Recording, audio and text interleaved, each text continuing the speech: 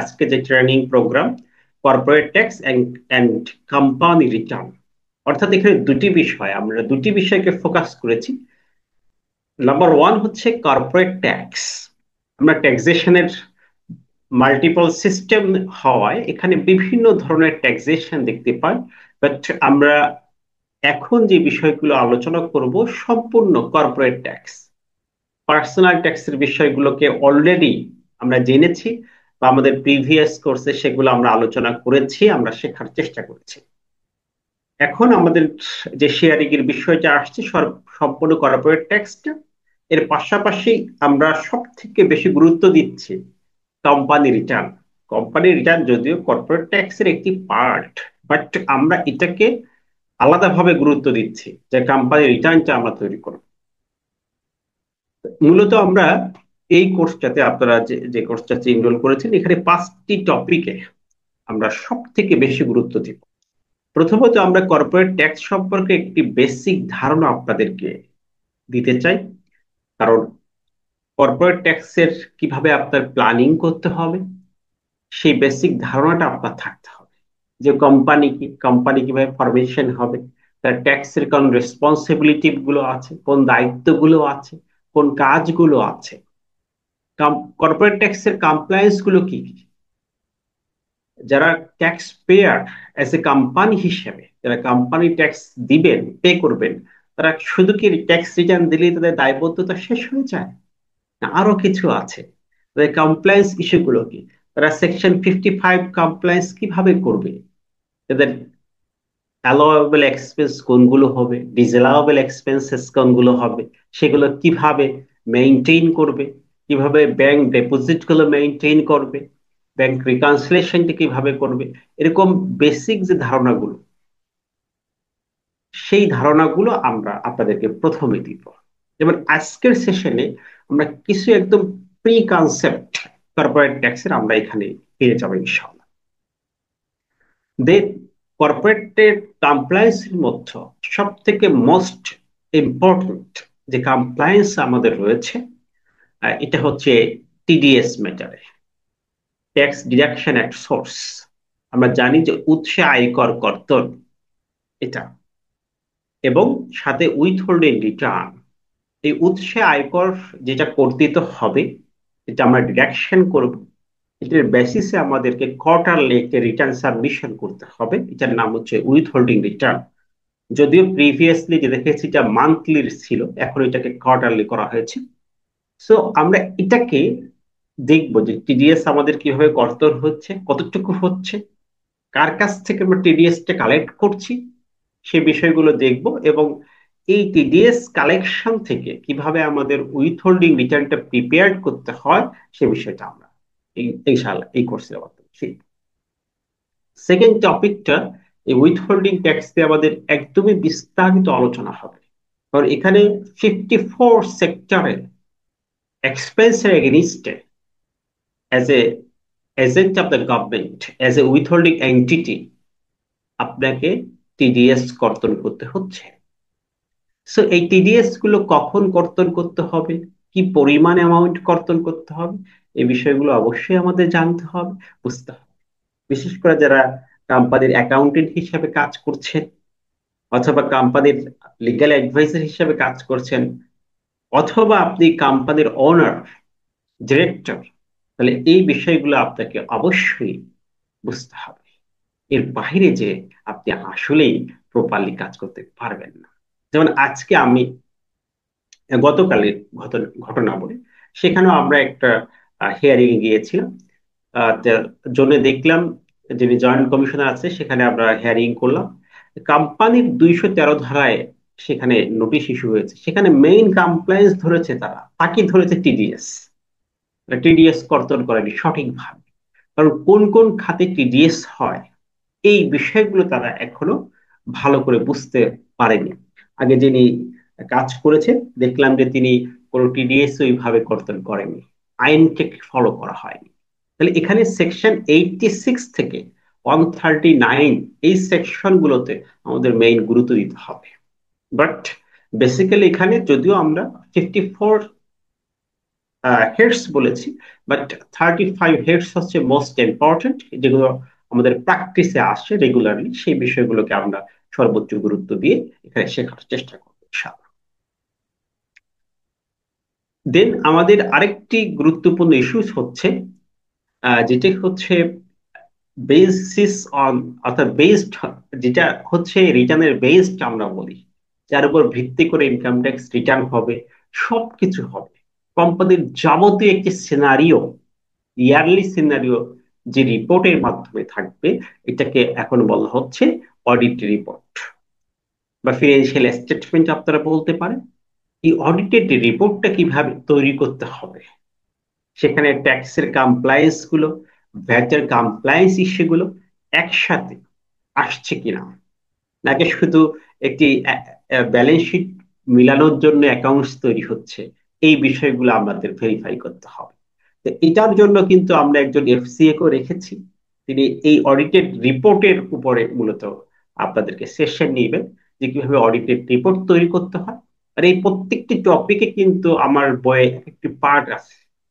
আমরা যখন বইতে আলোচনা করব, অর্থাৎ পরবর্তী ক্লাস যখন স্টেপ বাই স্টেপ আমরা কর্পোরেট ট্যাক্সের দিকে চলে যাব, তখন এই বিষয়গুলো আমরা খুব সুন্দরভাবে দেখতে পাবো, যে অ্যাকাউন্টস কিভাবে তৈরি করতে হবে, কিসের বেসিসে আমাকে সেলস দিতে হবে, কিভাবে ব্যাংক রিকনসিলেশন করে বের করতে হবে এইটি আমার সেলস, এই ডেপোজিটটা আমার সেলস, এই ডেপোজিটটা আমার সেলস নয়, সেক্ষেত্রে আমার ইনস্ট্রাকশন কি হবে। তাহলে এই বিষয়গুলো কিন্তু আমরা টু দা পয়েন্টে প্রত্যেকটি পয়েন্ট আলোচনা করব। এরপরে ডেপ্রিসিয়েশনটা কিভাবে হবে, এখানে অ্যাকাউন্টিং এর সাথে ডেপ্রিসিয়েশন রেট গুলো কিন্তু কিছু চেঞ্জ আসছে, এটা দেখবো। এরপর খরচগুলো দেওয়ার ক্ষেত্রে, এক্সপেন্ডিচার করার ক্ষেত্রে কোম্পানির মেইন যে সেকশন ইনকাম ট্যাক্স আইনের সেকশন 55, যেখানে ডিসঅ্যালাউবেল এক্সপেন্সের লিস্ট দেওয়া আছে, এটাকে কমপ্লায়েন্স হয়েছে কিনা, অ্যাসেট অ্যাডিশনে আমাদের উৎসকর্তন হয়েছে কিনা, তারপর যে ম্যানুফ্যাকচারিং এর যে বিষয়গুলো আছে সেখানে আমার টিডিএস এর বিষয়গুলো কমপ্লায়েন্স হয়েছে কিনা, অ্যাডমিন কস্টে টিডিএস হয়েছে কিনা, এই সকল বিষয়গুলো ভেরিফাই লাস্ট স্টেজে এসে হয় হচ্ছে এই অডিটেড ব্যালেন্স শিটে। এই বিষয়গুলো আমরা কিভাবে ট্যাক্সের সাথে সমন্বয় করে, ভ্যাটের সাথে ভিএটির সাথে সমন্বয় করে একটি স্ট্যান্ডার্ড অডিটেড রিপোর্ট তৈরি হয়, সেই বিষয়গুলো আমরা দেখি। ম্যাক্সিমাম অডিট রিপোর্টে আমরা দেখি যে কোয়ালিফাইড অডিট রিপোর্ট হয়, ঠিক আছে। অনেকের সময় তো দেখছি অ্যাডভার্স অডিট রিপোর্ট জমা দিয়ে ফেলছেন ইনকাম ট্যাক্স রিটার্নের ক্ষেত্রে। তাহলে এই বিষয়গুলো আমাদের প্রত্যেকটি পয়েন্ট দেখতে হবে।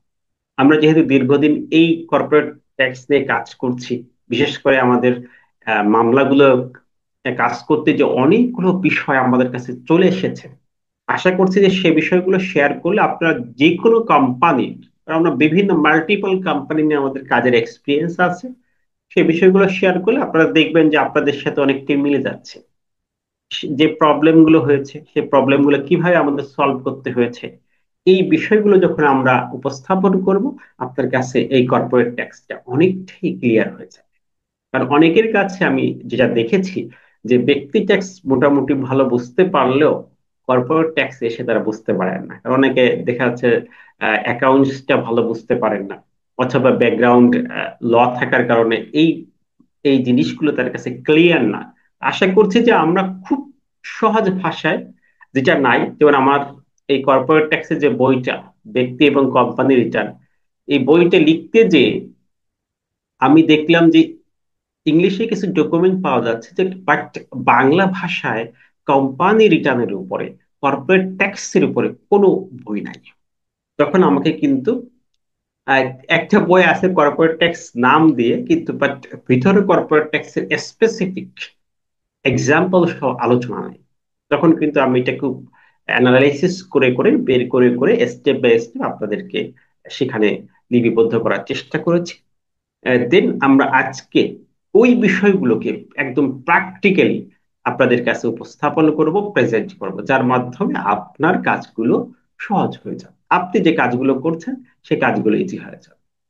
দেন আমাদের এই টিডিএস এবং অডিটেড রিপোর্ট, এই দুটি কাজ হওয়ার পরে আমাদের লাস্ট যে কাজটি করতে হয়, কোম্পানির একটি ইনকাম ট্যাক্স রিটার্ন প্রিপেয়ার করে। এটা খুবই সহজ একটি কাজ, ইজি একটি কাজ। কারণ কি? কারণ এই রিটার্ন এর বেসড হচ্ছে অডিট রিপোর্ট। তাহলে অ্যাজ পার অডিট রিপোর্ট অনুযায়ী আপনাদের এই রিটার্নটি প্রিপেয়ার করতে হয়। তাহলে অডিটের যে ডেটা গুলো আছে সেগুলোকে আপনি কপি পেস্ট করে এখানে উল্লেখ করবেন। এর বাইরে কিন্তু আপনার খুব গুরুত্বপূর্ণ এখানে ভূমিকা নাই। সো আমাদের কর্পোরেট ট্যাক্সের ক্ষেত্রে প্ল্যানিংটা খুবই গুরুত্বপূর্ণ। কারণ ম্যাক্সিমাম কাজ আগে ভাগে শেষ হয়ে যায়, রিটার্ন করার আগেই কাজগুলো শেষ হয়ে যায়। তাহলে আমরা কর্পোরেট ট্যাক্সটাকে, কোম্পানি রিটার্নটাকে আমরা সুন্দরভাবে প্রিপেয়ার করব। যদিও সেখানে কিছু কিছু ইস্যু আসে, ট্যাক্সের ফাইনাল ক্যালকুলেশনটা আমরা ট্যাক্স রিটার্নে পাই, মিনিমাম ট্যাক্স, ফাইনাল ট্যাক্সের ইস্যুস গুলো আছে, ক্যারি ফরওয়ার্ড করে অ্যাডজাস্টমেন্টের বিষয়গুলো আছে, সেগুলো আমরা রিটার্নে দেখতে পাবো। বাট আমরা প্র্যাকটিক্যালি যে বিষয়টি সব থেকে বেশি দেখি, এটা হচ্ছে যখন আমরা একটা কোম্পানি রিটার্ন সাবমিশন করি, এই রিটার্নটি সাবমিশন করার পরে কিন্তু সার্কেল থেকে আমাদের বিভিন্ন সময় নোটিশ ইস্যু হয়। এটা বলে যে অডিটের জন্য নির্বাচিত হয়েছে, এটা 182-তে পড়েছে, অডিট পড়েছে, এটা আমাদের 212-তে বা 213-তে পড়েছে।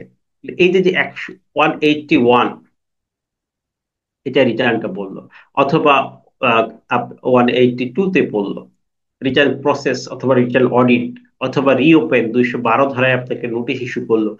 এরকম বিভিন্ন নোটিশ আপনি পেয়ে যাবেন রিটার্ন সাবমিশন করার পরে। এখন কিন্তু এনবিআর সতর্ক, প্রত্যেকটি কোম্পানি যারা এখনো রিটার্নের আওতা আনে নাই তাদেরকে আনার চেষ্টা করা হচ্ছে, নোটিশ ইস্যু করতেছে। অনেকেই কিন্তু রিটার্ন দিচ্ছেন না দীর্ঘদিন ধরে। তারা আরজিএসসি থেকে রেজিস্টার্ড কোম্পানি, বাট তাদের অস্তিত্ব নাই, তারা রিটার্ন দিচ্ছেন না, শুধু একটি কোম্পানি ওপেন করেই রয়েছে। তাদেরকে এনবিআর এখন নোটিশ ইস্যুস করছে।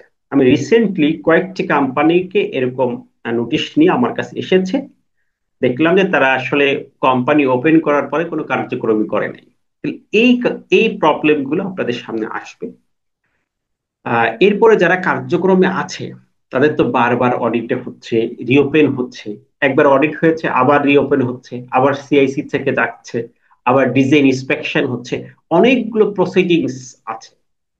এই প্রসিডিং শেষ হওয়ার পরে তারপরে আবার আপনার অ্যাপিলের বিষয় আছে, ট্রাইব্যুনালের বিষয় আছে, এজিআর এর বিষয় আছে, হাইকোর্টের বিষয় আছে।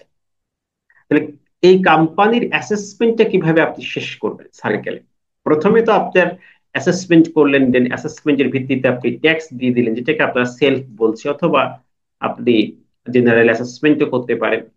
এই অ্যাসেসমেন্টের পরে কিন্তু সার্কেলের প্রসিডিংস গুলো শুরু হবে। কোম্পানি রিটার্নের ধাপগুলো কিন্তু আমাদের এখানে চলে আসছে। বেসিক্যালি 5টি পয়েন্ট কোম্পানি রিটার্নের ক্ষেত্রে সব থেকে গুরুত্বপূর্ণ বিষয়। তাহলে এখানে কোম্পানি আপনি অ্যাসেসমেন্ট করে ট্যাক্স নির্ধারণ করে ফেললেন। আমরা মনে করছি যে কোম্পানির ট্যাক্স রেট 25%, অথবা 22.5%, বা 27। একটি কোম্পানির ধরন অনুযায়ী কর্পোরেট ট্যাক্সের রেটটা ডিফারেন্ট, এটা ব্যক্তির মতো না। বাট অনেক সময় আমরা প্র্যাকটিক্যালি দেখি কোম্পানির ট্যাক্স রেট 100% হয়ে যাচ্ছে, 50% হয়ে যাচ্ছে। তার কারণটা কি? তার কারণটা হচ্ছে সে সঠিকভাবে কমপ্লায়েন্স না করার কারণে তার ইনকামের পাশাপাশি যেগুলো এক্সপেন্স গুলো ডিসঅ্যালাউ করেছে সেটাও ইনকাম হিসেবে কাউন্ট করে ট্যাক্স করে দিচ্ছে। সো কোম্পানির প্রফিট থেকে ট্যাক্স বেশি, প্রফিট করেছে 2 লাখ, দেখা যাচ্ছে কোম্পানির ট্যাক্স 4 লাখ। এরকম ঘটনা আমাদের ঘটছে, কারণ তারা সঠিকভাবে, সঠিক ওয়েতে, রাইট ট্রাকে কোম্পানিকে পরিচালনা করতে ব্যর্থ হচ্ছে। ইনকাম ট্যাক্স এবং ভ্যাটের বিষয়গুলোকে তারা কমপ্লায়েন্স করতে পারে নাই, বিধায় এই সকল প্রবলেম গুলো ফেস করে। এটাকে আমরা কিভাবে সলিউশন করতে হবে, সেই প্রসিডিংস গুলো আমরা মূলত ডিসকাস করব। দেন অ্যাপিলের বিষয় আছে। যেমন আমি অ্যাগ্রিভড হলাম জিসিটি অ্যাসেসমেন্টের এগেনিস্টে, তারা 182, 183 অথবা 84 ধারা অ্যাসেসমেন্ট করলো। দেন অ্যাসেসমেন্টের বিরুদ্ধে আমি অ্যাগ্রিভড হলাম, তখন আমার করণীয় কি? আমি আপিল করব, অথবা আমি রিভাইজড করব, আমি ট্রাইব্যুনালে যাব, অথবা এর পরবর্তীতে এডিএ যেতে পারি, যে কোনো সময় হাইকোর্টে আমি রেফারেন্স মামলা হিসেবে যেতে পারি, প্রয়োজন হলে আমি রিড করতে পারি, সকল উইংস গুলো আমার জন্য ওপেন আছে। বাট বেসিক্যালি কিছু কিছু জায়গায় আপনি কাজ করার সুযোগই পাবেন না। যেমন আপনি টিডিএস কর্তন করেন নাই, সেক্ষেত্রে আপনি অ্যাপেলে যে কি বেনিফিট পাবেন, কিভাবে এটাকে সলভ করবেন, এই সকল প্র্যাকটিক্যাল ইস্যুস গুলো কিন্তু আমাদের এই ক্লাসে চলে আসবে। তাহলে বেসিক্যালি এই 5টি পয়েন্ট নিয়ে আমরা আলোচনা করব। আশা করি যে কোর্সের একটি সামারি আপনি পেয়েছেন, যে কোর্সে আসলে আমরা কি শিখতে যাচ্ছি, কি নিয়ে ডিসকাস করব, এবং কোন পয়েন্টগুলো আমরা সর্বাধিক গুরুত্ব দিয়ে শিখব ইনশাআল্লাহ। এরপরে আমরা মূল পয়েন্টে আমরা আসি। আমি আগেই বলেছি যে বাংলাদেশে যে মাল্টিপল ট্যাক্স সিস্টেম, সেখানে কর্পোরেট ট্যাক্সের গুরুত্ব সর্বাধিক। কারণ কি, আমরা পার্সোনাল ইন্ডিভিজুয়াল যে ট্যাক্স পে করি, এটার কালেক্ট করার দায়িত্ব থাকে অনেক অথরিটি, কোম্পানি, সেখানে কর্পোরেট ট্যাক্স বিশেষ ভূমিকা পালন করে। আবার কোম্পানি নিজস্ব একটি ট্যাক্স তো পে করে থাকে। তার মানে একটি কোম্পানি, আপনি চিন্তা করবেন যে সে কিন্তু ট্যাক্স কালেক্টিং অথরিটি, সে কিন্তু ট্যাক্স কালেক্ট করছে। যেমন এনবিআর ট্যাক্স কালেক্ট করে, একটি কোম্পানিও, সেও ট্যাক্স কালেক্টিং অথরিটি, সেও ট্যাক্স কালেক্ট করে। তাহলে একভাবে কোম্পানি গভর্নমেন্টকে ট্যাক্স কালেক্ট করে দিয়ে ট্যাক্স ইনশিওর করছে, পাশাপাশি তার যে প্রফিট, সেখানে একদমই ফ্ল্যাট রেটে হিউজ একটি অ্যামাউন্ট ট্যাক্স দিচ্ছে। আমাদের দেশের কর্পোরেট ট্যাক্স রেট হায়ার, আমরা জানি। কম্পারেটিভলি অন্যান্য রাষ্ট্রের তুলনায় আমাদের দেশের ট্যাক্স রেটটা হচ্ছে হায়ার। বাট এটাকে রিডিউস করার জন্য আস্তে আস্তে আমরা কাজ করছি। প্রতি অর্থ বছরে দেখছি যে কিছু কিছু রিডিউস করা হচ্ছে, 2.5% করে করে রিডিউস করা হচ্ছে। এটা একটি পজিটিভ সাইন। এবং এই আইনের জটিলতায় শুধুমাত্র আমাদের ফ্ল্যাট রেট এটা ঠিক থাকছে না, অনেক সময় এই ট্যাক্স রেটটা দ্বিগুণ, তিনগুণ, চারগুণ হয়ে যাচ্ছে। সে বিষয়গুলো আমরা দেখব। তাহলে একটা কোম্পানি কিন্তু কত টাকা ট্যাক্স দিচ্ছে, এই রেটটা হিসাব করে আপনি শুধু এই ফিনান্স অর্ডিন্যান্স অথবা আইনের যে রেট, এই রেট দিয়ে মাপকাঠি দিয়ে আপনি বিচার করলে হবে না। তাহলে আসেন, প্রথমত আমরা বোঝার চেষ্টা করি এই কর্পোরেট ট্যাক্স আর ব্যক্তি ট্যাক্সের পার্থক্যটা কি, কোন কোন ব্যক্তি বা কোন কোন এন্টিটিস গুলো কর্পোরেট ট্যাক্সের মধ্যে পড়বে আর কারা ব্যক্তি ট্যাক্সের মধ্যে পড়বে। এটা আগে আমাদের আইডেন্টিফাই করা উচিত। তাহলে আমরা সেপারেটলি দুইটা ট্যাক্স নিয়ে কাজ করার জন্য সুযোগ পাবো। প্রথমত আমাদের বোঝা উচিত যে কর্পোরেট ট্যাক্সের মধ্যে কারা ইনক্লুডস রয়েছে। 1 নম্বর পয়েন্ট আমরা যদি যাই, আমাদের ইনকাম ট্যাক্স অ্যাক্ট 2023-এ এখানে খুব ভালো একটি বিষয় হচ্ছে, অনেকগুলোর ডেফিনেশন গুলো খুব স্পষ্টভাবে উল্লেখ করা আছে সেকশন 2-তে। যেমন সেখানে কোম্পানির একটা ডেফিনেশন দেওয়া আছে। আমরা যদি সেই কোম্পানির ডেফিনেশনটা বুঝি, তাহলে কর্পোরেট ট্যাক্সটা বুঝতে আমাদের সুবিধা হবে। তাহলে প্রথম হচ্ছে যে কর্পোরেট ইনকাম ট্যাক্সের মধ্যে কারা ইনক্লুডস, কারা কারা কর্পোরেট ট্যাক্স প্র্যাকটিস করবেন, কোন এন্টিটিস গুলো, কোন অথরিটি গুলো। প্রথমে এটা আমি বোঝানোর চেষ্টা করি। দেখেন, আইনগত যত অথরিটি আছে, এন্টিটিস আছে, যত ধরনের প্রতিষ্ঠান আছে, সকল ইনস্টিটিউশন, সকল প্রতিষ্ঠান, সকল কোম্পানি, তারা কিন্তু কর্পোরেট ট্যাক্সের অন্তর্ভুক্ত। তারা কর্পোরেট ট্যাক্স প্র্যাকটিস করে। কর্পোরেট ট্যাক্স প্র্যাকটিস করার অর্থ কি, তারা কোম্পানি ট্যাক্স পে করে। অ্যাজ এ কোম্পানি হিসাবে কর্পোরেট ট্যাক্সের যে রেসপন্সিবিলিটি, যে লাইবিলিটি, এটা তারা বহন করে। এখন কারা কর্পোরেট ট্যাক্সের অন্তর্ভুক্ত হবে, এখানে আমরা বলতে পারি সকল জুডিশিয়াল পার্সন অথবা আর্টিফিশিয়াল পার্সন, ন্যাচারাল পার্সন ব্যতীত যারা আইনগত কোনো সত্তা, তারা মূলত কর্পোরেট ট্যাক্স প্র্যাকটিস করবে।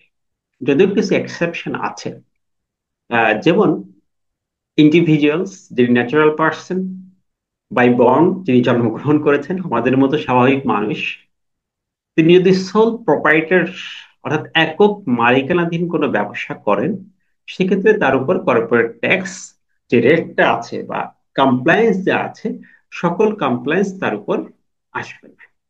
বাট কিছু কিছু কমপ্লায়েন্স তাকেও মেনটেন করতে হবে। এরপরে ফার্ম, পার্টনারশিপ ফার্মটা এখনো ব্যক্তি ট্যাক্সের মধ্যে রাখা হয়েছে, বাট ফিউচারে এটা কর্পোরেট ট্যাক্সের মধ্যে চলে যাবে, প্ল্যানিং করা হয়েছে।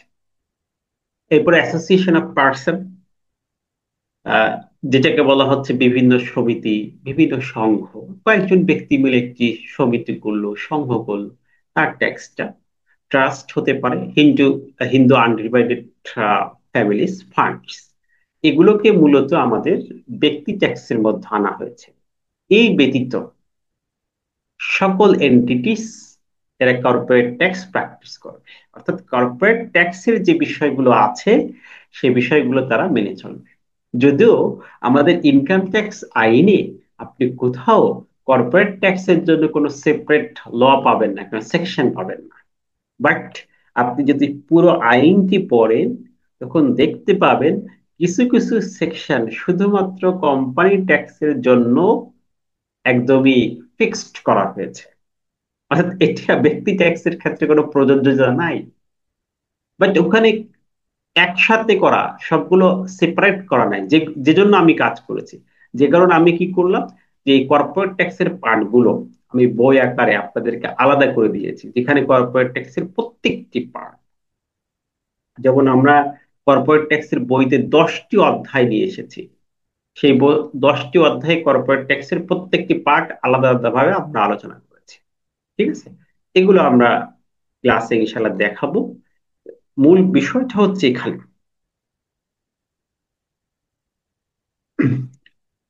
তাহলে এই ব্যক্তি ব্যতীত অন্য যারা আছেন, তারা কিন্তু কর্পোরেট ট্যাক্স প্র্যাকটিস করবে। যেমন ধরেন, যতগুলো কোম্পানি হয়, এটা হতে পারে পাবলিক কোম্পানি, হতে পারে প্রাইভেট কোম্পানি, কোনো foreign company, trade organization, society, one person company অর্থাৎ ওপিসি।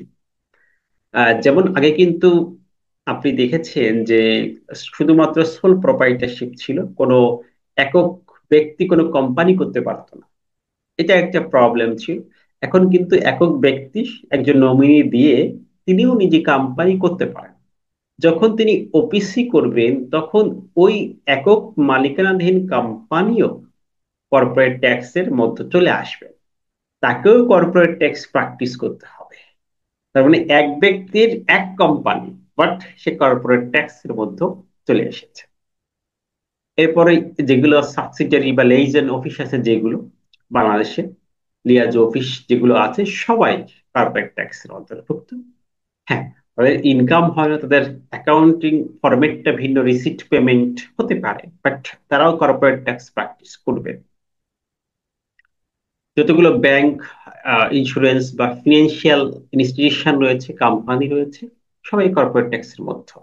অর্গানাইজেশন, ফাউন্ডেশন অর্থাৎ সোসাইটি অ্যাক্ট 2001-এর মাধ্যমে নিবন্ধিত যত প্রতিষ্ঠান আছে, এনজিও হোক, এনজিও কিন্তু আমাদের এনজিও ব্যুরো অথবা কোঅপারেটিভ সোসাইটি থেকে নিবন্ধন নিতে পারে, তারাও কর্পোরেট ট্যাক্স প্র্যাকটিস করবে। অনেকে মনে করছে তারা হচ্ছে নন প্রফিট অর্গানাইজেশন, এর কোনো প্রফিট নাই, তাদের ট্যাক্স আছে কিনা। না, তাদের ইনকাম ট্যাক্স হবে কিনা এটা আলাদা একটি বিষয়। প্রফিট না থাকলে তো ইনকাম ট্যাক্স নাই, এটাও ঠিক। বাট তাদের কর্পোরেট ট্যাক্সের কমপ্লায়েন্স আছে। আমাদের সকল সময় একথা স্মরণ রাখতে হবে যে একটি কোম্পানি যখন নিবন্ধিত হলো, লিস্টেড হয়ে গেল, ইনকর্পোরেট হয়ে গেল, তখন সে কিন্তু তার অনেক দায়িত্ব তাকে পালন করতে হচ্ছে। যেমন আপনি বাংলাদেশের নাগরিক হিসেবে দায়িত্ব পালন করেন, একটা কোম্পানিও আর্টিফিশিয়াল পার্সন হিসেবে অনেক দায়িত্ব পালন করে। আর ইনকাম ট্যাক্সের ক্ষেত্রে এটা আমরা বেশি দেখতে পাই, কারণ হচ্ছে কোম্পানি ট্যাক্স কালেক্টর হিসেবে কাজ করে। তিনি শুধুমাত্র ইনকামের উপর ট্যাক্স দিবেন বিষয়টি এরকম নয়, একটি কোম্পানি সে ট্যাক্স কালেক্টর হিসেবে কাজ করবে, সে গভর্নমেন্টের ট্যাক্স কালেক্ট করবে, সে গভর্নমেন্টের এজেন্ট হিসেবে কাজ করবে। তাহলে এই যে নন প্রফিট যত প্রতিষ্ঠান আছে তাদের উপর ট্যাক্সের অ্যাপ্লিকেশন আছে, তারা ট্যাক্স কালেক্টর হিসেবে তাদের যে রেসপন্সিবিলিটি রয়েছে এগুলো পালন করছে কিনা, এই জন্য তাদের ট্যাক্স খুবই গুরুত্বপূর্ণ। তার মানে হচ্ছে দেখেন, যতগুলো প্রতিষ্ঠান আছে সকল প্রতিষ্ঠান কিন্তু কর্পোরেট ট্যাক্সের মধ্য চলে আসছে। এমনকি পার্টনারশিপ ফার্ম, ব্যক্তি, টিডিএস এর ক্ষেত্রে উইথ হোল্ডিং ট্যাক্স কর্তন করার ক্ষেত্রে কয়েকটি জায়গায়, পার্টনারশিপ ফার্ম তো সকল জায়গায়, এবং ব্যক্তি শুধুমাত্র স্যালারির ক্ষেত্রে তিনি উৎসে কর্তনকারী সত্তা হয়ে যান, তিনিও ট্যাক্স কালেক্টর হয়ে যান। তার মানে এক কথা যদি আমরা বুঝতে পারি, তাহলে সকল ব্যবসায়ীরা কম বেশি গভর্নমেন্টের ট্যাক্স কালেক্টর হিসেবে কাজ করছে। ট্যাক্স কালেক্ট শুধুমাত্র এনবিআর করছে বিষয়টি এরকম নয়, ট্যাক্স কালেক্ট অনেকেই করছে। এবার আমরা এই যে আর্থিক প্রতিষ্ঠানের কথা বললাম, তারা ট্যাক্স কালেক্টর হিসেবে বিশেষ ভূমিকা পালন করছে। আপনার এফডিআর, আপনার সঞ্চয়পত্র, আপনার ডিপিএস, সেখান থেকে তারা ট্যাক্স কর্তন করে রাখছে। তাহলে একটা কোম্পানি আমরা চিন্তা করলে দুই ভাবে ট্যাক্স দিয়ে থাকে। নাম্বার ওয়ান, এক নম্বর পয়েন্ট হচ্ছে ডিরেক্টলি তার ইনকামের উপর, তার প্রফিটের উপর। এই প্রফিট নির্ধারণ কিসের মাধ্যমে হয়? প্রফিট নির্ধারণ হয় তার অ্যাসেসমেন্টের বেসিসে। এখন অ্যাসেসমেন্ট প্রথমে বুঝতে হবে কোম্পানির অ্যাসেসমেন্টটা আমাদের প্রপারলি হচ্ছে কিনা। অ্যাসেসমেন্টের বেসড কি? আপনি যে অ্যাসেসমেন্ট করবেন এর বেসড হচ্ছে ফিনান্সিয়াল স্টেটমেন্ট, ইনকাম স্টেটমেন্ট এবং ব্যালেন্স শিট। এই দুইটার বেসিসে প্রথমত আমাদের কোম্পানির রিটার্নটা প্রিপেয়ার হয়, অ্যাসেসমেন্ট হয়। এই অ্যাসেসমেন্টে যদি কোম্পানি প্রফিট ডিক্লেয়ার করে অথবা টার্নওভার ডিক্লেয়ার করে, তখন তার প্রফিটের উপর অথবা টার্নওভারের উপরে তার ট্যাক্স আরোপিত হয়। কোম্পানির উপর দেখবেন আপনার যেমন প্রফিটের উপর ট্যাক্স আছে, তার টার্নওভার ট্যাক্স আছে, যেটাকে আমরা মিনিমাম ট্যাক্স বলছি।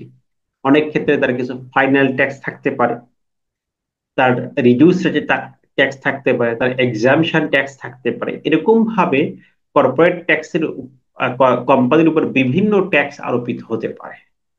এগুলো সবকিছু যে প্রফিটের উপর নির্ভর করবে বিষয়টি এরকমও নয়।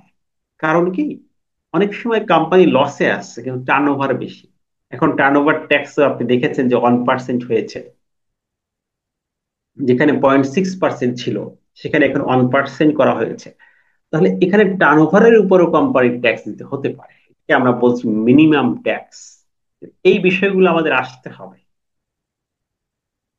আমাদের নাম্বার ওয়ান যে পয়েন্টটা আমরা ফোকাস করি, যে একটা কোম্পানি তার ইনকামের উপরে ট্যাক্স পে করে ডিরেক্টলি, তাহলে এটা হচ্ছে কিসের উপর বেসড করে?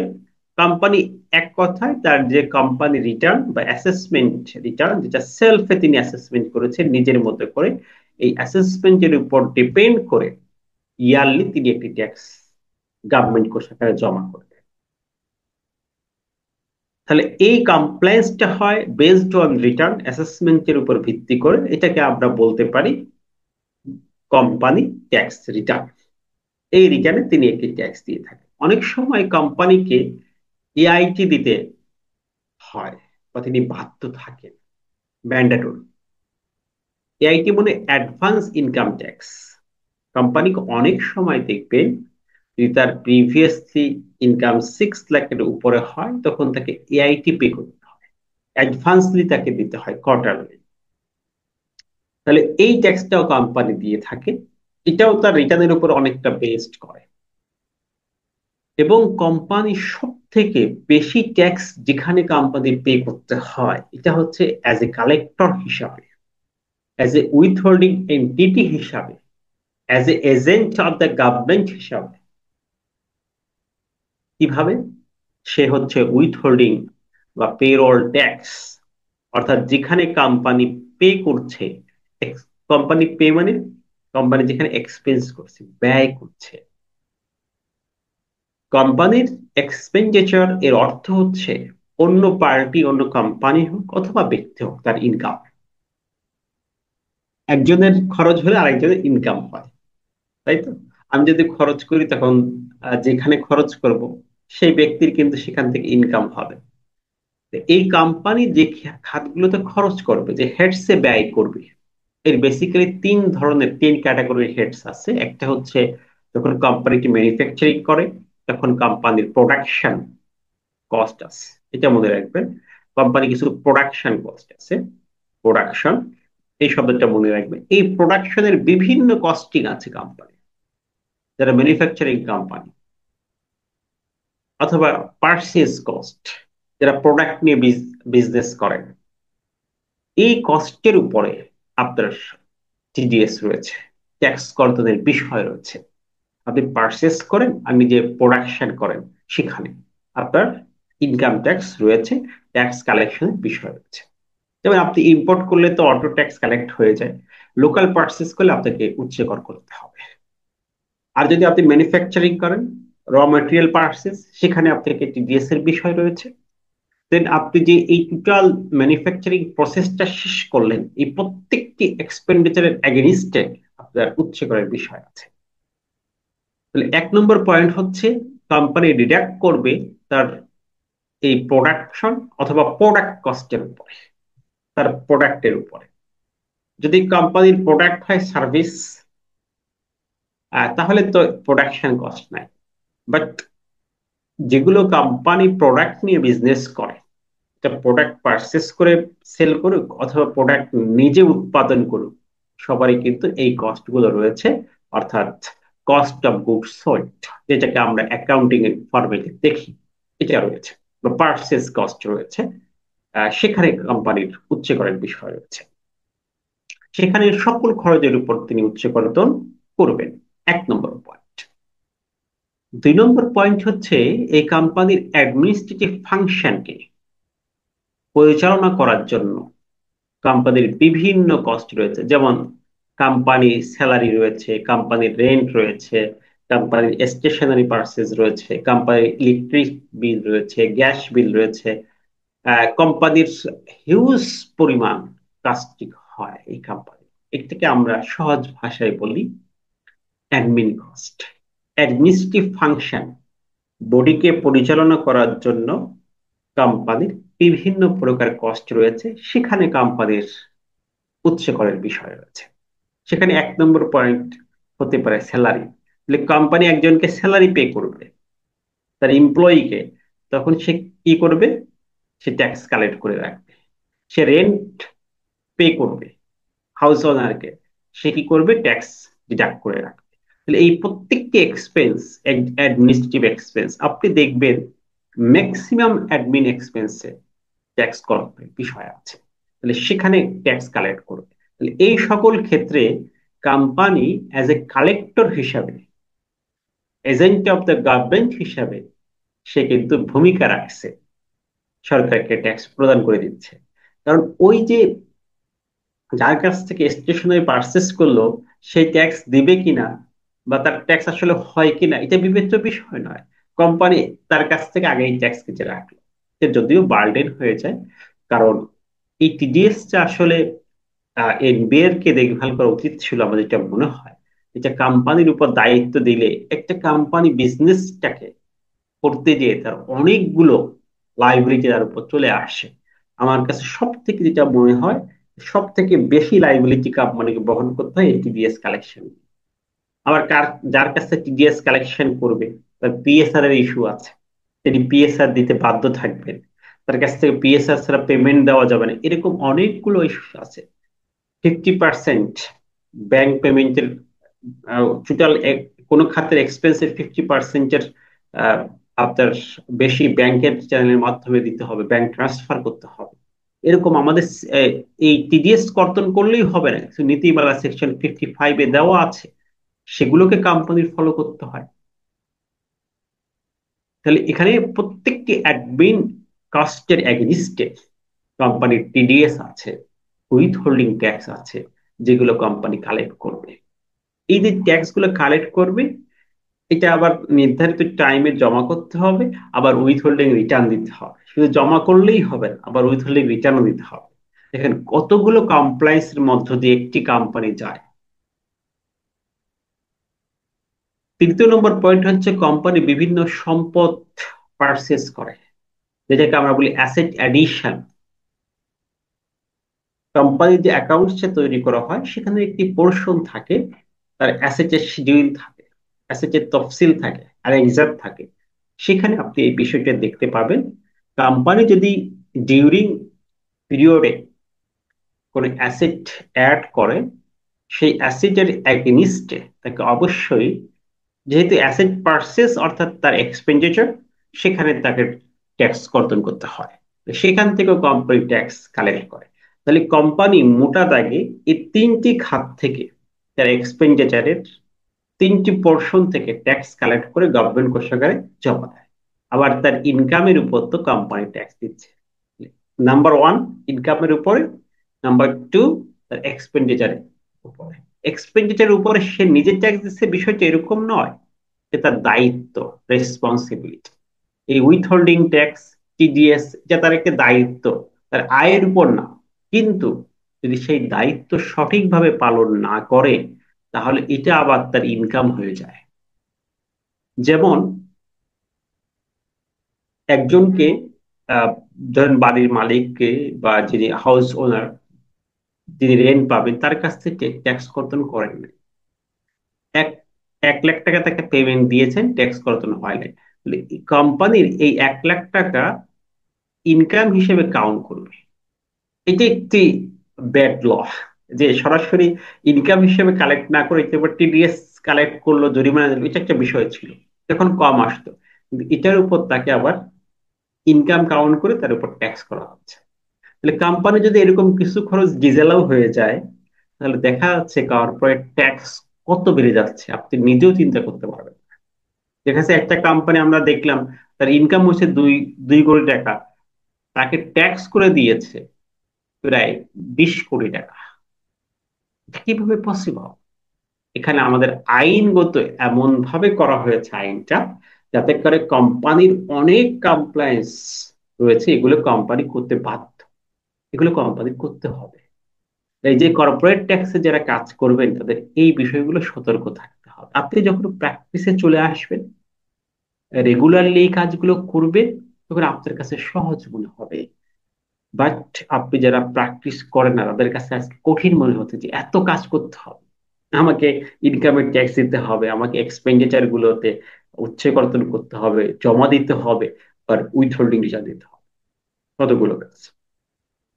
আমি মূলত যে বিষয়টা দেখি যে এই যে কাজগুলো আপনি করলেন, ইনকামের উপর সঠিকভাবে ট্যাক্স দিলেন কিনা, আবার আপনি ট্যাক্স কালেক্ট করলেন কিনা, এই ট্যাক্স কালেক্টরের ম্যাক্সিমাম ভূমিকা পালন করে আমি দেখি কোম্পানিগুলো।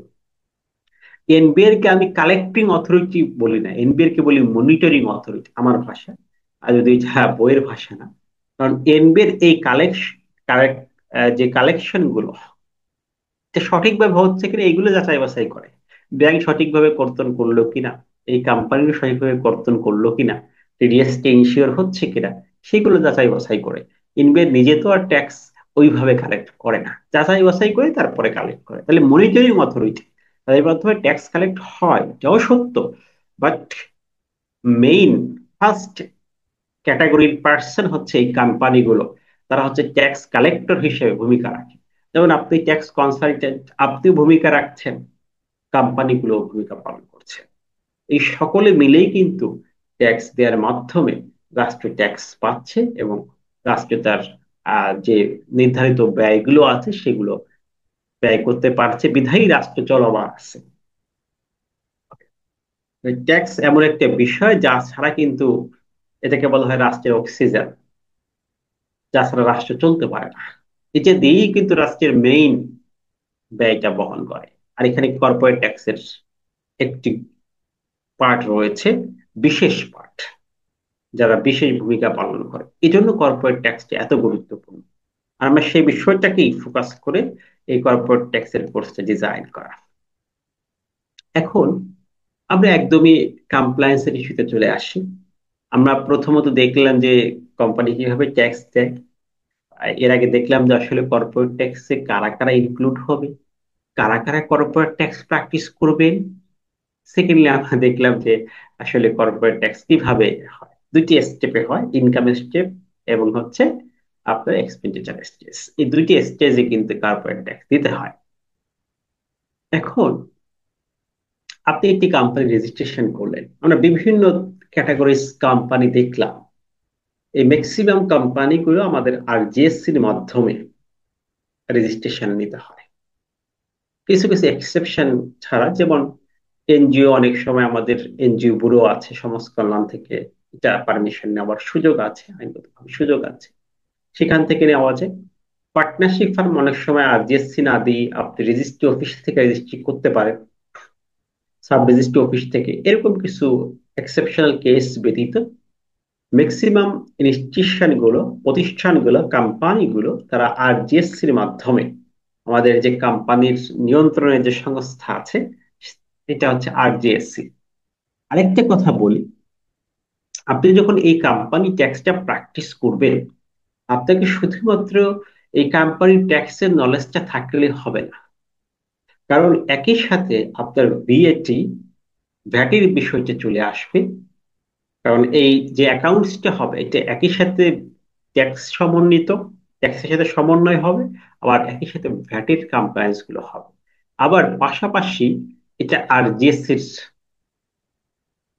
কমপ্লায়েন্স গুলো করবে। অর্থাৎ আরজিএসসি যেহেতু আপনি কোম্পানি ওখান থেকে নিবন্ধন নিয়েছেন, দেখেন ভালো করে বুঝেন, কোম্পানি রেজিস্ট্রেশন নিয়েছেন কোন জায়গা থেকে? আরজিএসসি থেকে। আরজিএসসির কিছু কমপ্লায়েন্স আছে, তাদের মেইন কমপ্লায়েন্স ইস্যু হচ্ছে এজিএম বা অডিট রিপোর্ট। প্রত্যেক বছরে আপনাকে শিডিউল 10টা হিসাবটা দিতে হবে, আপডেট করতে হবে। আর এজিএমটা হতে হবে টাইমলি। এটা হচ্ছে তাদের মেইন কমপ্লেন্স। আরো কিছু আছে যেমন শেয়ার ট্রান্সফার, ওয়াইন্ডিং আপ, বিভিন্ন কিছু আছে, বাট রেগুলার যে আপনার কাজটি করতে হয় এটা হচ্ছে শিডিউল 10 আপডেট। এজন্য এই কোম্পানি ল সম্পর্কে আপনার মিনিমাম একটি নলেজ থাকতে হবে, যে আমার অডিটটা টাইমলি হচ্ছে কিনা, এজিএমটি ঠিক টাইমলি হচ্ছে কিনা, আমি আরজিএসসি তে এটা রিটার্নটা সাবমিশন করতে পারছি কিনা, সেই বিষয়গুলো আমাদের জানতে হবে। এবং 2 নম্বর পয়েন্ট হচ্ছে আমাদের ভিএটি, ভ্যাটটা বুঝতে হবে। কারণ ভ্যাটের সাথে ইনকাম ট্যাক্সের সমন্বয় নিয়েই কাজ করতে হবে। যেমন আপনি একটি বিল পেলেন, সেই বিলের এগেনিস্টে যেমন ভ্যাট আছে, ঠিক ট্যাক্সও আছে। তাহলে দেখা যাচ্ছে একই সাথে ইনকাম ট্যাক্স এবং ভ্যাটের কমপ্লায়েন্স আপনাকে করতে হবে। সো এটাকে আমাদের গুরুত্ব দিতে হবে। আমরা যখন একটা কোম্পানি রেজিস্ট্রেশন করি, এটা রেজিস্ট্রেশনটা হয় সাধারণত আরজিএস এর মাধ্যমে। ম্যাক্সিমাম কোম্পানির কথা বললাম, তখন আমাদের প্রথম যে ওয়ার্কটা করতে হয়, আমাদের টিআইএন গ্রহণ করতে হয়। যখন আমি একদম নতুন কোম্পানি দিয়ে শুরু করি, আর যেগুলো কোম্পানি কন্টিনিউশনে আছে তাদের তো টিন আছে, তাহলে আমাদের প্রথমে টিআইএন গ্রহণ করতে হবে। আর যদি আমরা টিআইএন গ্রহণ নাও করি, যেদিন থেকে আমরা ইনকর্পোরেশন সার্টিফিকেট পেয়েছি সেই দিন থেকে আমাদের কর্পোরেট ট্যাক্সের কমপ্লায়েন্স ইস্যুটা শুরু হয়ে যাবে। এর অর্থ যদি আপনি 3 ডিলে করে গ্রহণ করেন, তার মানে ট্যাক্স থেকে এসকেপ করলেন, এটা না। এসকেপ করার কোনো সুযোগই নাই। তাহলে আমাদের এই বিষয়টি ক্লিয়ার হতে হবে যে আমরা কোম্পানি রেজিস্ট্রেশন নেওয়ার পরেই আমাদের টিআইটি গ্রহণ করতে হবে, এবং আমাদের একটি ব্যাংক ওপেন করতে হবে। এই ব্যাংক অ্যাকাউন্ট গুলো অনেক সময় দেখা যাচ্ছে একটা কোম্পানি 10টা, 15টা, 20টা ব্যাংক অ্যাকাউন্ট হতে পারে, প্রয়োজন হতে পারে। এই জন্য আমি ডিসকারেজ করি না যে আপনি একাধিক অ্যাকাউন্ট করবেন না, বাট আপনাকে অবশ্যই প্রত্যেকটা অ্যাকাউন্টস এর রিকনসিলেশনটা থাকতে হবে। কোম্পানি ট্যাক্সের ক্ষেত্রে সব থেকে মোস্ট ভাইটাল বা ক্রুশিয়াল পোর্শনটা হচ্ছে bank reconciliation.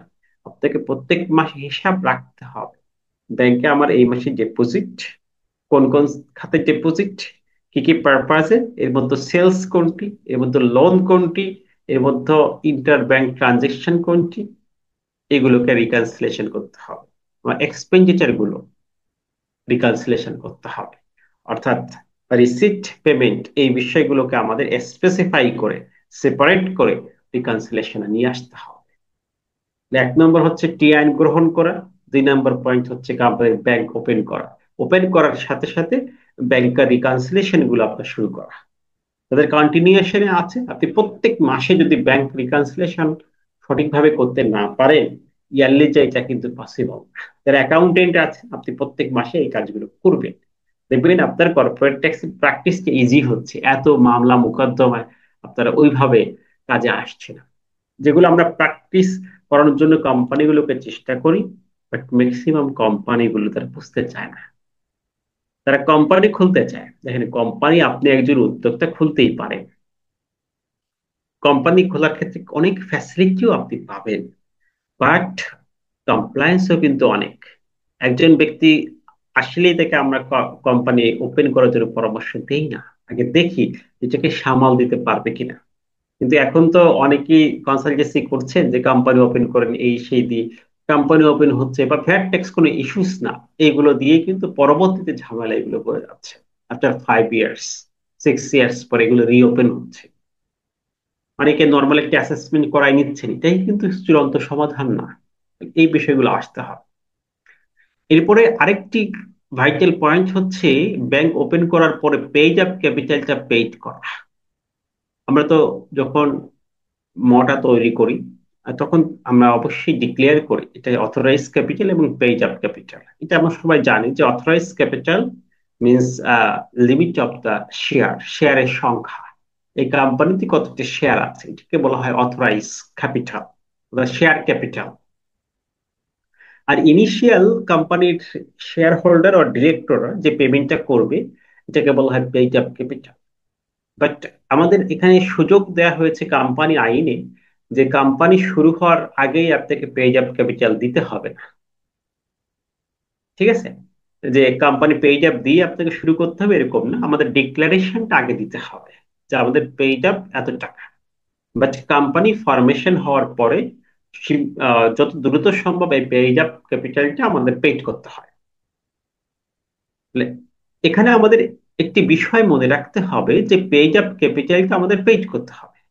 Page up capital যদি সঠিকভাবে পেইড হয়, তাহলে আমাদের কিন্তু কোনো ট্যাক্স আসবে না। হ্যাঁ, তবে কিছু কোম্পানির ক্ষেত্রে, যেমন ধরেন ফরেন ইনভেস্টর আছে, সেরকম কোম্পানির ক্ষেত্রে কিন্তু পেজ আপ ক্যাপিটাল আগে পেইড করতে হয়। এটা নন অপারেটিং ব্যাংক ওপেন করে সেখানে পেজ আপ ক্যাপিটাল পেইড করতে হয়, দেন তারপরে তাদের কোম্পানি ইনকর্পোরেট হয়। কিন্তু যারা রেসিডেন্স, আমাদের দেশের নাগরিক, তাদের জন্য সুযোগটা রাখা হয়েছে যে কোম্পানি ওপেন করার পরে পেজ আপ ক্যাপিটাল পেইড করবে। আর যারা ফরেন ইনভেস্টর বা যদি ধরেন ফরেন কোম্পানি, তাদের ক্ষেত্রে কিন্তু পেজ আপ ক্যাপিটাল আগে পেইড করে তারপর অপারেশন করতে হয়, ইনকর্পোরেশন, তারপর কোম্পানি রেজিস্ট্রেশন হয়।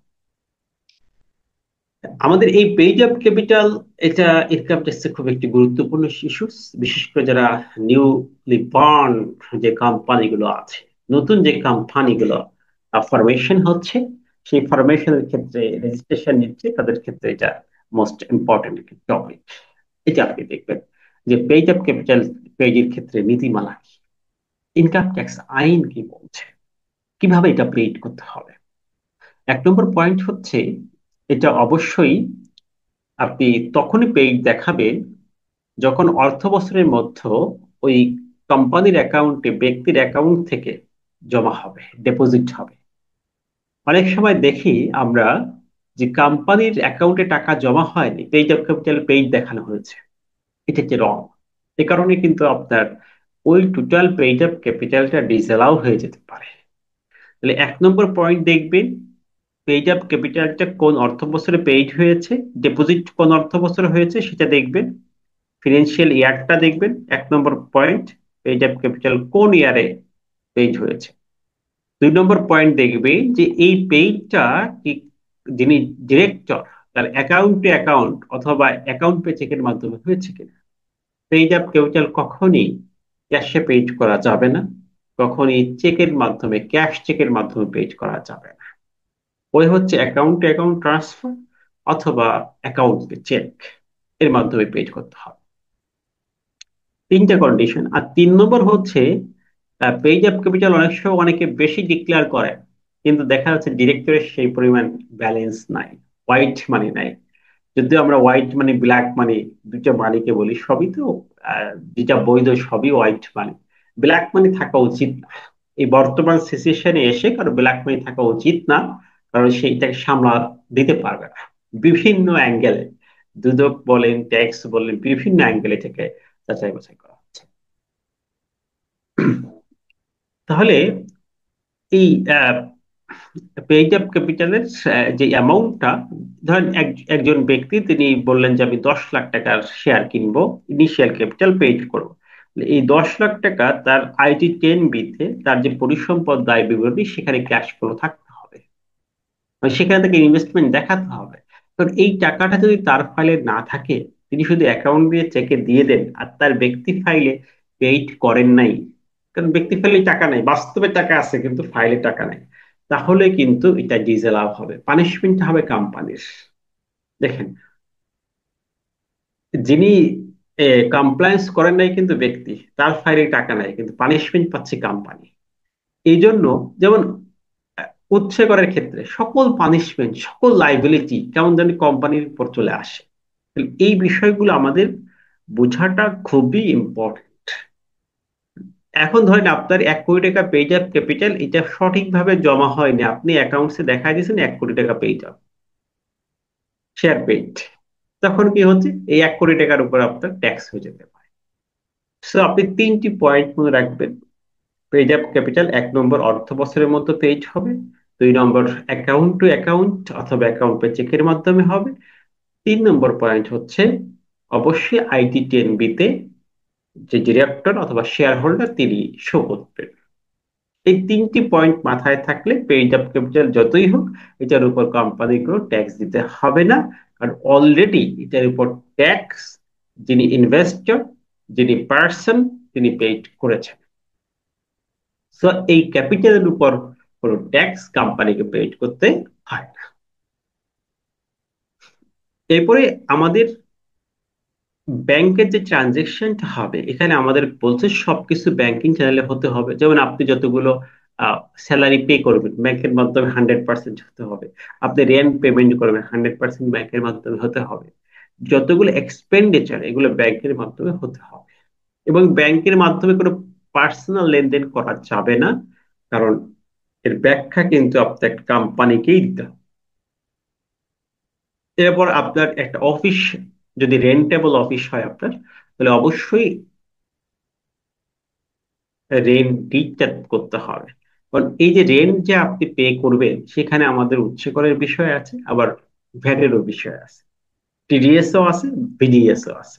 তারপরে এই যে রেন্টে আপনার দেখা যাচ্ছে টিডিএস একবার কর্তন করলেন, এখন কিন্তু রেন্টের ট্যাক্স 105 নম্বর সেকশনে উচ্চ করে, উচ্চ করে আমার সেকশন দেখেছি 86 থেকে 139, তার 105-এ কিন্তু রেন্টের উচ্চ করার কথা বলা আছে। তাহলে এটা কিন্তু একদম কন্টিনিউয়াস প্রসেস, থেকে প্রতি মাসেই রেন্টের উচ্চ করটা দিতে হবে। আবার ভ্যাটের কমপ্লায়েন্স ভিডিওসটাও দিতে হবে, শুধু উচ্চ কর দিলে হবে না, তাহলে টিডিএস এবং ভিডিএস দুটেই আপনাকে দিতে হবে।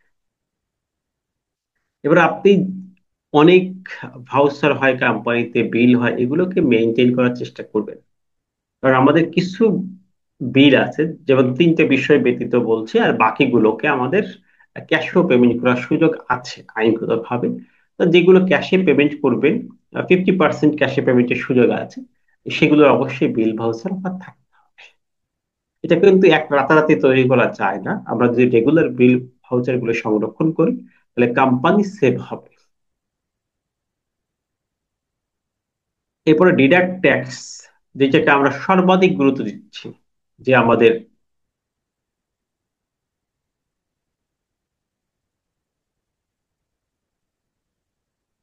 আমরা ডিডাক্ট ট্যাক্সের যে বিষয়টা বলি, আহ, যে টিডিএস এর যতগুলো অ্যাপ্লিকেশন আমাদের আছে, যেমন 86 এর স্যালারি আছে, এই 89-এ আমাদের যতগুলো পার্সেজ আছে, 90-তে আমাদের সার্ভিস আছে, এরকম ভাবে যতগুলো বিষয় আছে সব বিষয়গুলো আমাদের কমপ্লায়েন্সে নিয়ে আসতে হবে। টিডিএসটা আমাদের হচ্ছে মেইন ফ্যাক্টর, কারণ আমাদের কোম্পানির প্রফিটটা কিভাবে ডিক্লেয়ার করব, আমরা প্রফিট ডিক্লেয়ার করব হচ্ছে আমাদের সেলস থেকে এক্সপেন্ডিচার বাদ দিলে। তাহলে অনেকে কোম্পানির প্রফিট কম দেখাতে চায়, তো যদি আমরা প্রফিট কম দেখাতে চাই তাহলে আমাদের প্রথমে এই এক্সপেন্ডিচার গুলোকে বেশি দেখাতে হবে। তো এক্সপেন্ডিচার বেশি দেখাতে হলে আপনার টিডিএস কর্তন করতে হবে। দেখেন, এক্সপেন্ডিচার যখন আমরা বেশি দেখাবো তখন আমাদের টিডিএস এর বিষয়টা আসবে।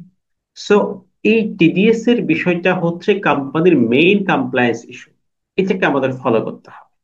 আমরা যখন কোম্পানি রেজিস্ট্রেশন নিচ্ছি তখন কিন্তু আমরা এই কাজগুলো ধারাবাহিকভাবে আমাদের কমপ্লায়েন্সে নিয়ে আসতে হবে। না আসলে কিন্তু আমরা সঠিকভাবে কর্পোরেট ট্যাক্স প্র্যাকটিস করতে পারবো না। তাহলে এই বিষয়গুলো আগে আমরা বুঝি, তারপর কোন জায়গায় কতটুকু গ্যাপ আছে, কিভাবে করা যাবে, কাজগুলো নিয়ে আমরা ইনশাআল্লাহ ডিসকাস করব। এরপরে আমাদের যে কাজ করতে হবে, যেটাকে আমরা ট্যাক্স কর্তন করলাম এটা টাইমলি ওদের পরবর্তী মাসে 15 তারিখের মধ্যে যে ডিপোজিট করতে হবে। একটা আছে ডিপোজিট করার টাইম, আর একটা হচ্ছে রিটার্নের টাইম। আর রিটার্নটা দিতে হবে আমাদের কোয়ার্টারলি। এটাকে বলা হয় উইথ হোল্ডিং রিটার্ন, যেটা আগে মান্থলি ছিল, তাই না? তাহলে এই উইথ হোল্ডিং রিটার্ন নিয়ে কিন্তু আমরা প্র্যাকটিক্যাল সেশন আছে, প্র্যাকটিক্যাল ক্লাস করবো যে উইথ হোল্ডিং রিটার্নটা আমাদের কিভাবে প্রিপেয়ার করতে হয়। ঠিক আছে? তাহলে আমরা যে টাকা ট্যাক্স কালেক্ট করলাম এটাকে বলা হয় উইথ হোল্ড। আমরা কোম্পানি ধরে রেখেছে, এটা পাওয়ার অধিকারী হচ্ছে গভর্নমেন্ট, বাট আপনি উইথ হোল্ড করেছেন বিধায় এটাকে উইথ হোল্ডিং ট্যাক্স বলা হয়। আমাদের রিটার্নটাকেও বলা হয় উইথ হোল্ডিং রিটার্ন। তাহলে কোম্পানির এরকম যতগুলো টিডিএস থাকবে এটা কোম্পানির উইথ হোল্ডিং ট্যাক্স হিসেবে গণ্য হবে, অর্থাৎ যে কালেক্টর হিসেবে যে টাকা ট্যাক্স কর্তন করছে কোম্পানির কাছ থেকে, আপনার কাছ থেকে যদি অন্য কেউ কর্তন করে থাকে এটা না, আপনি যে টাকা ট্যাক্স কালেক্ট করছেন এটা উইথ হোল্ডিং রিটার্ন আমাদেরকে শো করতে হবে। এটা রাখবে। এরপরে আমাদের অ্যাডভান্স ট্যাক্সের বিষয় আছে। আমরা যেগুলো কোয়ার্টারলি আমাদের অ্যাডভান্স ট্যাক্স এআইটি দিতে হবে। এআইটির ক্যালকুলেশনটা আমরা 154 এবং 155, 154 এবং 155 সেকশন আমাদের আইনের, এখানে আমরা ডিটেলসে পেয়ে যাবো যে কতটুকু আমাদের এআইটি হবে, কিসের উপর বেস হয়ে এআইটি হবে, এটা আমাদের সেকশন 155-এ উল্লেখ করা আছে। তাহলে আমাদের ইনকাম ট্যাক্স আইনের এই সেকশনটা আমরা এআইটির ক্যালকুলেশন পেয়ে যাব, সে অনুযায়ী আমাদের এআইটি অ্যাডভান্স ইনকাম ট্যাক্স দিতে হবে। এবং এটা মিনিমাম 75% আপনাকে আগে ভাগেই অগ্রিম দিয়ে দিতে হবে। না দিলে পরবর্তীতে আপনি প্রসিডিং শেষে আপনার কমপ্লায়েন্স ইস্যুতে আপনি ধরা খেতে যাবেন, সেখানে জরিমানা রয়েছে, 2% জরিমানার বিধান আছে। এরপরে আমাদের কোম্পানির ক্ষেত্রে আরেকটি বিষয় হচ্ছে এমপ্লয়ীদের ট্যাক্স সার্টিফিকেট, এটা আমাদের দিতে হয়। এই যে আগে 108 বলতে, এখন আমাদের উইথ রিটার্নের সাথে এটা ফর্মটা আছে। তাহলে আমাদের এখানে দেখি যে কোম্পানির যারা এমপ্লয়ি আছে তারা ট্যাক্স রিটার্ন দিল কিনা, এই পিএসআর এর ইস্যুটা এবার আমাদের রিটার্নে খুব গুরুত্ব বহন করছে। পিএসআর, এটা এই শব্দটা মনে রাখবেন। আর এক নম্বর হচ্ছে কোম্পানির যারা এমপ্লয়ি আছে তাদের কাছ থেকে পিএসআর নিতে হবে, আবার আমরা যখন কারো কাছে লেনদেন করি তাদের কাছ থেকে পিএসআর নিতে হয়, আবার উইথহোল্ডিং সার্টিফিকেটও দিতে হয়। কত দায়িত্ব একটা কোম্পানির! তাহলে এই যে পিএসআর, যারা কোম্পানির এমপ্লয়ি আছে সকলের কাছ থেকে তাদের ট্যাক্সের পিএসআর আমরা নিয়ে নিব। এখন যেহেতু অনলাইন, সেই পিএসআরটা তো অটো অনলাইন ভেরিফাই করার সুযোগ আছে, আপনি দেখবেন যে তারা আসলে রিটার্ন সাবমিশন করছে কেন। তাহলে কোম্পানির এগুলো সব রেসপন্সিবিলিটি, যে তার এমপ্লয়ি রিটার্ন সাবমিট করলো কিনা এটার দেখার অথরিটি হচ্ছে কোম্পানি। যদি এমপ্লয়ি রিটার্ন সাবমিশন না করে, তার ট্যাক্সেবল ইনকাম হওয়া সত্ত্বেও, আর কোম্পানি যদি তাকে স্যালারি কন্টিনিউ করে যায়, এটা খরচটা ডিসেলাও হতে পারে। তাহলে এরকম বিষয় থাকার কারণে কোম্পানিকে এগুলো সতর্কভাবে দেখতে হবে। এরপরে এমপ্লয়ির স্যালারি ডিটেলস, এটাকে আমাদের সেপ্টেম্বর মাসে জমা দিতে হয়, যে ইয়ারলি আপনি কত টাকা স্যালারি পারপাজে ব্যয় করেছেন। আমাদের অনেক সময় আসে যে অ্যাকাউন্টস এসে লাস্টে মিল করার জন্য স্যালারি পারপাজে বেশি খরচ দেখায় দেওয়া, এরকম অনেক অ্যাকাউন্টস ঘটনাগুলো ঘটে। এগুলোকে অ্যাভয়েড করার জন্য, এগুলো যাতে না ঘটাতে পারে সেজন্য কিন্তু এই ফর্ম গুলো করা হয়েছে, যে আপনি সারা বছরে কত টাকা স্যালারি পে করেছেন এখানে অনেকে শুধুমাত্র যাদের উৎসে কর্তন করেছেন তাদেরকে উল্লেখ করেন, বিষয়টা এরকম নয়। প্রত্যেকটি এমপ্লয়ির তথ্য সেখানে থাকবে, যে আমি এই এমপ্লয়ির কাছ থেকে এই পরিমাণ ট্যাক্স কালেক্ট করছি। তাহলে এখানে একটা সামারি আকারে আমরা পেয়ে যাচ্ছি। দেন আমাদের আরেকটি কাজ হচ্ছে অডিট রিপোর্ট প্রিপেয়ার করা, যেটা আমরা বললাম যে অডিটের রিপোর্টটা হচ্ছে আমাদের সব থেকে ভাইটাল পয়েন্ট, কারণ এটার উপর বেসড করে কিন্তু আমাদের রিটার্নটি হবে। এই অডিট রিপোর্টের উপর বেস করে আমাদের ইনকাম ট্যাক্সের অ্যানুয়াল রিটার্নটা তৈরি করতে হয়, বাৎসরিক রিটার্নটা, এবং সাথে সকল সাপোর্টিং ডকুমেন্টস গুলো দিতে হয়। রিটার্নের সাথে যেমন অডিট রিপোর্টে যে সকল ডকুমেন্ট আপনি প্রোভাইড করেছেন, সাবমিট করেছেন, যে সকল ডকুমেন্টের উপর ভিত্তি করে আপনার ব্যালেন্স শিটে তৈরি হয়েছে, ফিনান্সিয়াল স্টেটমেন্টটা তৈরি হয়েছে, ঠিক সেম ডকুমেন্ট গুলো আবারও আপনাকে ট্যাক্স অফিসে জমা দিতে হবে। তাহলে অডিটরকে যে ডকুমেন্ট গুলো আপনারা দিচ্ছেন, তার ব্যালেন্স শিটটা অবশ্যই ভেরিফাই করবেন, যে একজন অডিটর আসলে তিনি তো অনেকগুলো কাজ করে থাকেন, বাট আপনার কোম্পানির নেচার অনুযায়ী সঠিক আছে কিনা, তিনি সঠিকভাবে এগুলো করছেন কিনা, খরচগুলো as per documentary bank reconciliation অনুযায়ী হচ্ছে কিনা, এই সকল বিষয় কিন্তু আপনাকে ভেরিফাই করে নিতে হবে। তা না হলে পরবর্তী ধাপে কিন্তু আফটার রিটার্নে ধাপে আমাদের এই কোশ্চেন গুলো অ্যারাইজ হবে। আমরা যখন কাজগুলো করি, আমরা দেখাই, তখন কিন্তু আমরা এই বিষয়গুলোকে গুরুত্ব দিয়ে থাকি যে সাপোর্টিং ডকুমেন্ট গুলো আসছে। আমার এই বইতে আমি খুব সহজ বাংলা ভাষায় একটি পাঠ লিখেছি, যেখানে অ্যাকাউন্টস কিভাবে তৈরি করতে হবে তার একটা মডিউল আমি দিয়েছি, যে এভাবে অ্যাকাউন্টস তৈরি করতে হবে বেসড নলেজ অফ ট্যাক্সের সাথে সমন্বয় করে। ট্যাক্সের সাথে সমন্বয় করে যদি আমরা অ্যাকাউন্টস এভাবে প্রিপেয়ার করতে পারি, তাহলে আমাদের অনেক অংশে ট্যাক্স বার্ডেনটা কমে যায়। আমরা খুব সহজেই ট্যাক্সের ইস্যুটা নিয়ে আসতে পারি।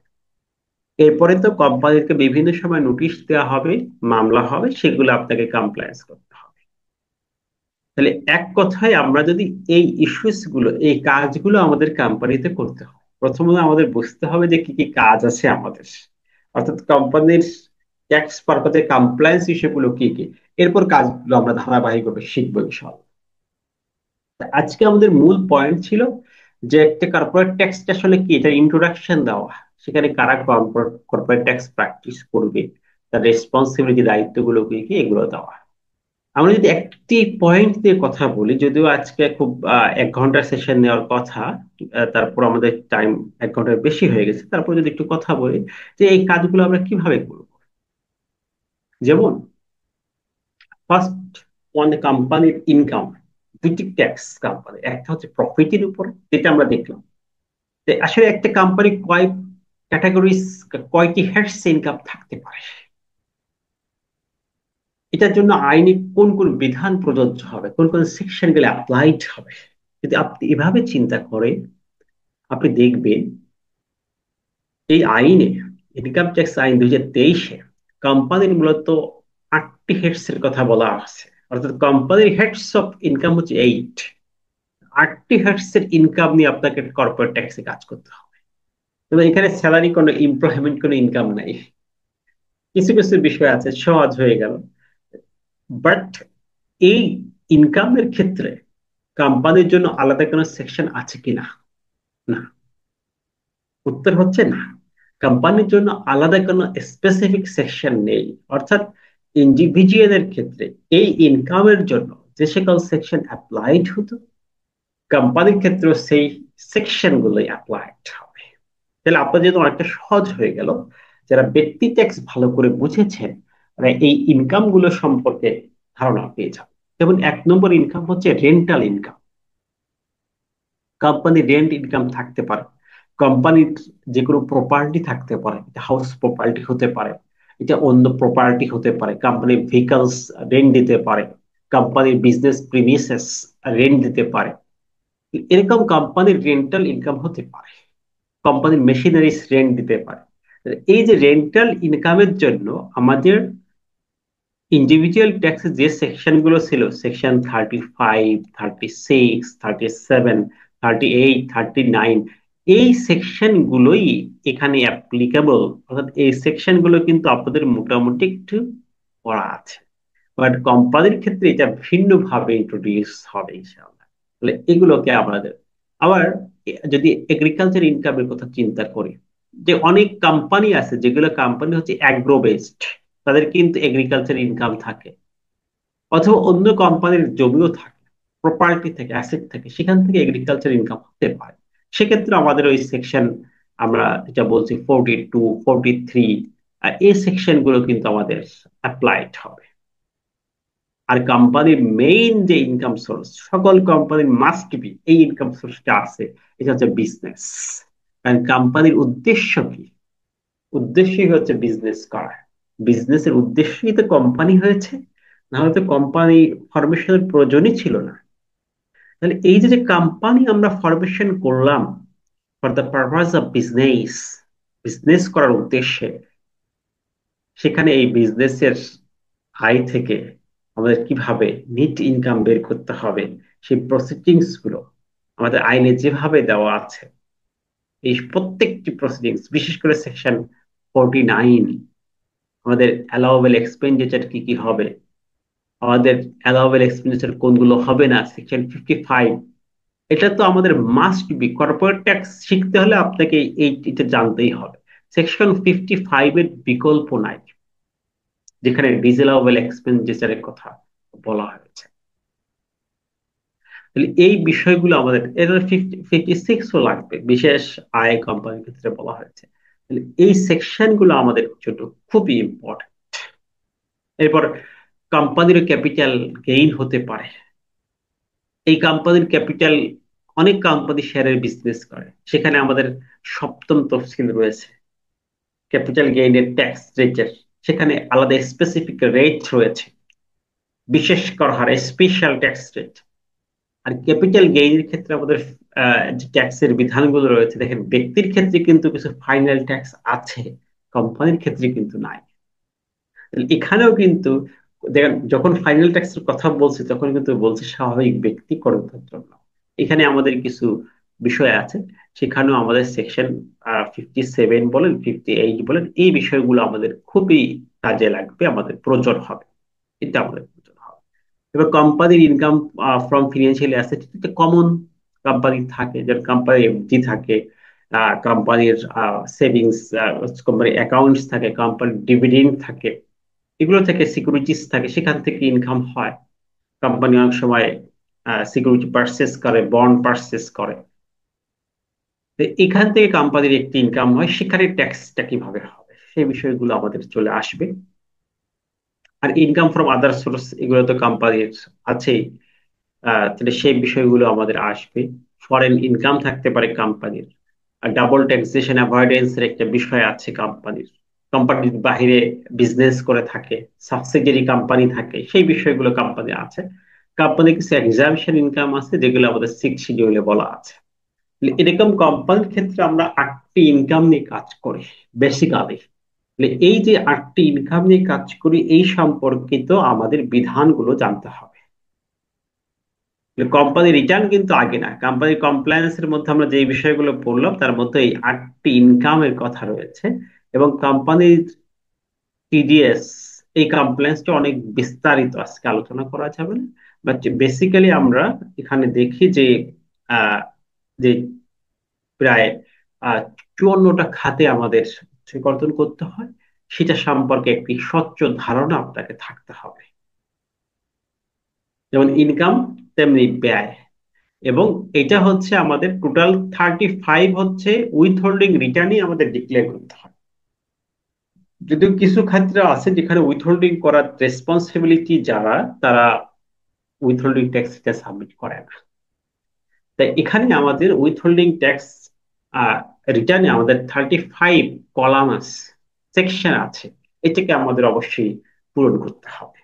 এই বিষয়গুলো আমাদের চলে আসবে। বেসিক্যালি আমি এই বিষয়গুলো আজকে আপনাদের সাথে উপস্থাপন করলাম, আজকে কিন্তু কোনো ফর্মাল ক্লাস না। আমাদের ফর্মাল ক্লাস যখন হবে তখন আমরা স্টেপ বাই স্টেপ, যেমন প্রথম দিনের আমাদের আলোচনায় থাকবে, আমাদের শিডিউলটি আপনারা হয়তোবা পেয়েছেন, সেখানে আমরা বিস্তারিত দিয়েছি যে কোন দিন কোন বিষয়ে আলোচনা থাকবে। আর যাদের এখনো বইটি সংগ্রহ করেন নাই, বইটি নিয়ে নিতে হবে, কারণ আমরা এই প্র্যাকটিক্যাল যে বইটি আছে সেখান থেকে যেমন আয়করের সাধারণ যে জ্ঞাতব্য বিষয়গুলো এটা আলোচনা করলাম। আমাদের মূলত সেশন শুরু হবে অধ্যায় 15 থেকে, যেখানে উৎসে করের প্রাথমিক বিষয় এবং উৎসে কর্তন এগুলো সব প্র্যাকটিক্যালি আলোচনা করা আছে। আপনি যদি দেখেন আমাদের আহ, বইগুলোতে যা প্র্যাকটিক্যাল আলোচনা করা আছে, আহ, এই বিষয়গুলো কিন্তু আমরা আলোচনা করবো। যেমন কর্পোরেট ট্যাক্স চ্যাপ্টার টু তে এসে, কর্পোরেট ট্যাক্সের চ্যাপ্টার টু, সেখানে এসে আমরা বইয়ের চ্যাপ্টার 16, সেখানে এসে এই যত প্রকার উৎসে কর্তন আসছে, আমরা যতগুলো খাতে উৎসে কর্তনের কথা বললাম, সেই প্রত্যেকটি উৎসে কর্তনের খাত সহ কিভাবে উৎসে কর্তন করতে হবে, যেমন স্যালারিতে কিভাবে উৎসে কর্তন করতে হবে, কেস স্টাডি দিয়ে প্রত্যেকটি পয়েন্ট বোঝানো আছে। এজন্য হবে কি, আমার লেকচার পাশাপাশি যদি আপনার সাপোর্টিং এই প্র্যাকটিসটা করতে পারেন, এই বইটা থাকে, তাহলে মোটামুটি আপনাদের আশা করা যায় যেখানে কোনো প্রবলেম হবে না। এই যে চাকরির আয় থেকে আমরা কিভাবে, যেমন যারা অ্যাকাউন্টেন্ট আছেন প্রতিনিয়ত এই কাজটি করতে হয়, একজন ব্যক্তির স্যালারি থেকে আপনার টিডিএস কর্তন করে রাখতে হয়। এখন কি পরিমাণ টিডিএস কর্তন করবে, এই কনফিউশন আপনাদের আছে, এই কনফিউশন গুলো এখানে থেকে আমরা দূর করব। তারপর এরকম ভাবে প্রত্যেকটা সেকশন নিয়ে আমার বিস্তারিত ব্যাখ্যা আছে, বিলের উপর কিভাবে উৎসে কর্তন করতে হবে, গ্রস কিভাবে বের করতে হবে, এই প্রত্যেকটি পয়েন্ট দেখেন আপনি খেয়াল করবেন যে প্রত্যেকটি পয়েন্টের এক্সাম্পল দিয়ে দিয়ে, উদাহরণ দিয়ে দিয়ে বোঝানো আছে। এরকম ভাবে আমরা একদিনে শুধু এই টিডিএস এর ক্যালকুলেশন শিখবো, টিডিএস রিটার্ন শিখবো, এরকম প্রত্যেকটি সেশন আমাদের খুবই গুরুত্বপূর্ণ সেশন হবে। এজন্য আপনারা আগামী সপ্তাহ থেকে, অর্থাৎ আগামী আহ, মঙ্গলবার থেকে আমাদের রেগুলার ক্লাস শুরু হবে। আজকে আমাদের ইন্ট্রোডাকশন পার্ট হয়ে গেল, আগামী মঙ্গলবার আপনাদের রেগুলার ক্লাস হবে, মঙ্গলবার এবং বৃহস্পতিবার। সেভাবে আমরা প্রস্তুতি নিয়েছি। মোটামুটি আমাদের এখানে সকল ডকুমেন্ট রেডি, যেগুলো আপনাদের প্র্যাকটিক্যালি দেখানো হবে। আমরা যে কাজগুলো করেছি সেইগুলো আপনাদের দেখানো হবে, সেগুলো মোটামুটি রেডি আছে। এখন আপনাদের প্রস্তুতি নিতে হবে। আহ, এর মধ্যে আপনাদের বইটা কালেক্ট করে ফেলতে হবে, যাদের কালেক্ট করা নেই, ম্যাক্সিমাম হয়তো বা কালেক্ট করা আছে, তাদের ক্ষেত্রে কোনো প্রবলেম নাই। বইটা কালেক্ট করতে হবে এবং আমরা সে অনুযায়ী কিন্তু অগ্রসর হব।